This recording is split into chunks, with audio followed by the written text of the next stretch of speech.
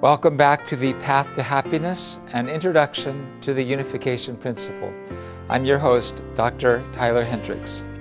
In our last session, we shared that coming on the clouds signifies that the Lord will come as a central figure surrounded by crowds of faithful, God-centered believers.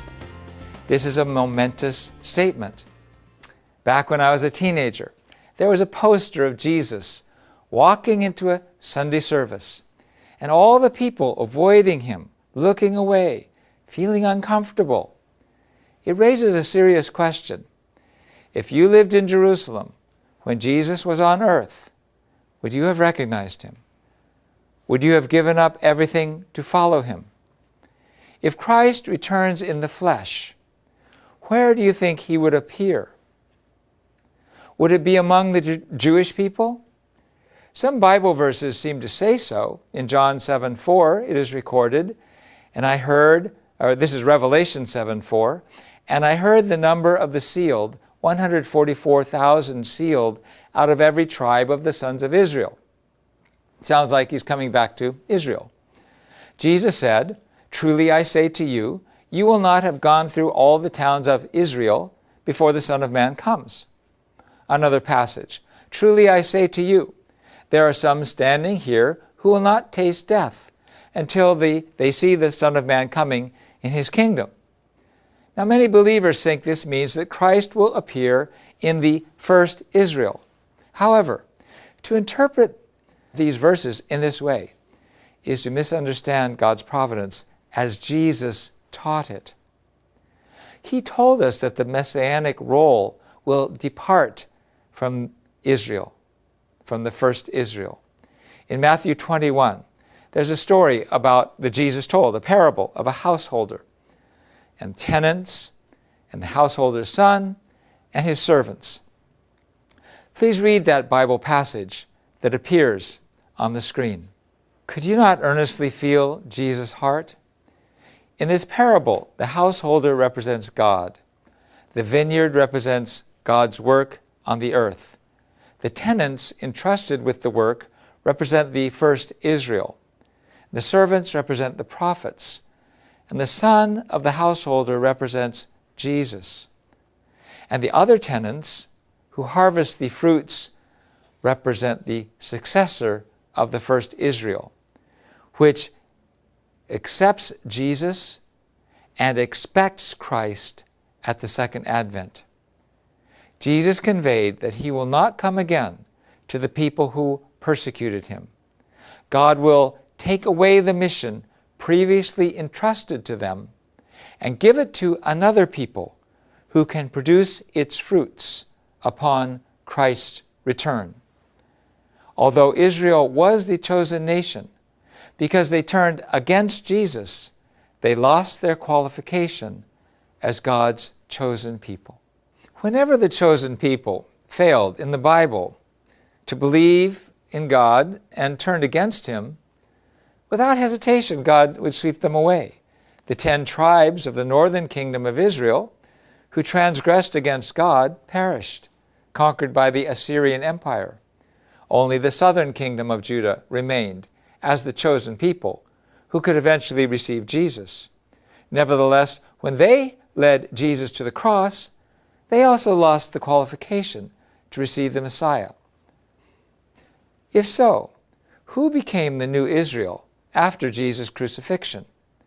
It was none other than the Christians, who inherited the faith of Abraham and took on the mission of Abraham's descendants. St. Paul wrote, "Through their trespass, the Jewish people's trespass, salvation has come to the Gentiles, so as to make Israel jealous."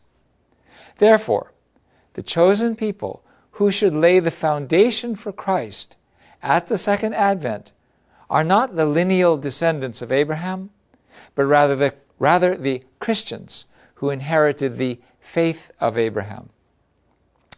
Well, there are many Christian nations.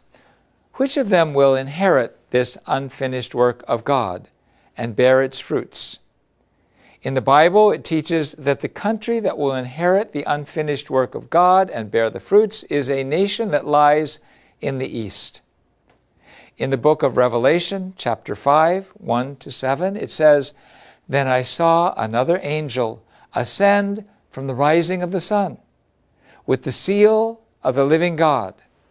And I heard the number of the sealed, 144,000. Christ will return from a country in the East."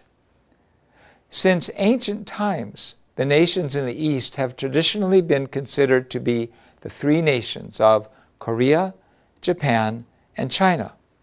Among them, Japan, throughout its history, has worshipped the sun goddess.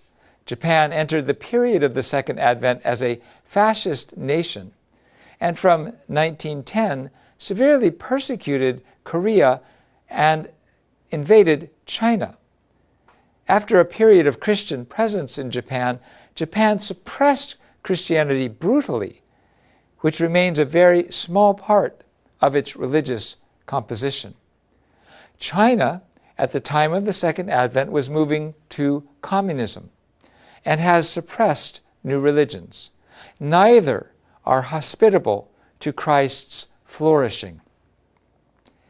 Is Korea, then, the nation in the East where Christ will return? Let us examine the historical conditions needed in order for Korea to become a nation fit to receive the Messiah.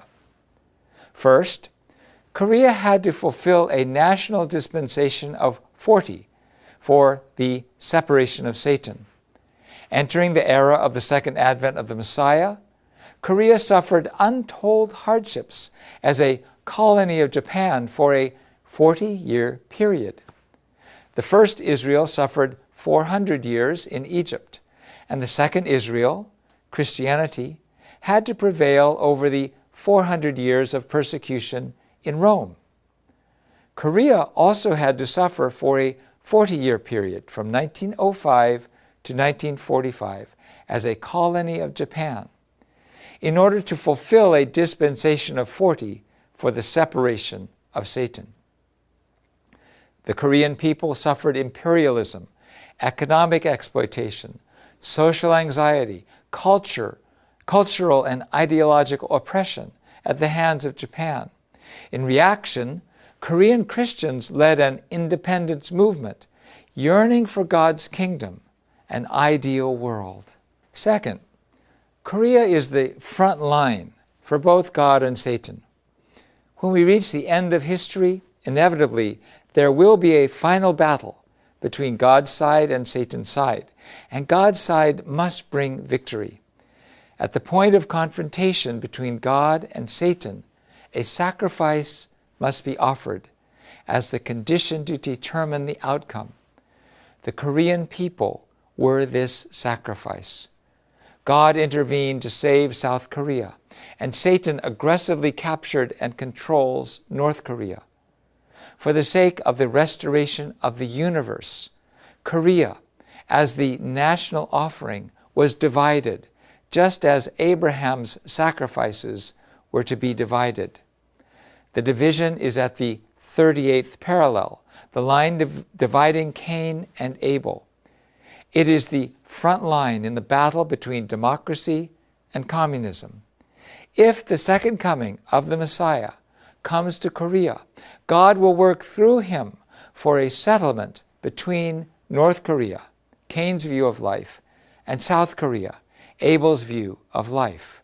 Centered on Christianity, we then can resolve the left-right crisis.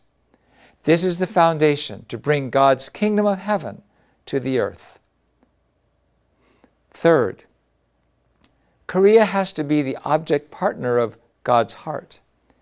In order to cultivate the history of the providence of restoration and be the object partner of God's deep, sorrowful, agonizing heart, this nation's many afflictions and pain must be honored within its troubled history.